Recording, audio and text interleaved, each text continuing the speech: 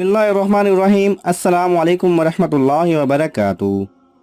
नाज़रीन ग्राम, पिछले 5-6 दिनों से लगातार इसराइल फ़लस्तीनी मुसलमानों पर जुल्म कर रहा है और फ़लस्तीनी वो हैं जो अपनी ज़मीन की खातिर लड़ रहे हैं। 150 से ज़ायद फ़लस्तीनी भाई इसराइल के जुल्म का निशाना बन चुके हैं, जिसमें बच्चे और ख़वातीन भी शामिल हैं। कहा जा रहा है कि फ़लस्तीनी भाई निहत्थे होने के बावजूद इंतहाई जोश और जज्बे से इसराइल का मुकाबला कर रहे हैं।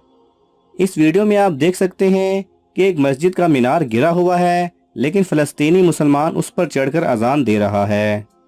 ये मस्जिद इसराइल की तरफ से होने वाली गोलाबारी की वजह से शहीद हुई थी।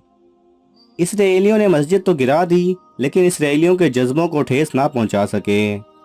इसराइल मुसलमानों के जज्बे अभी भी उसी तरह अरूज पर हैं।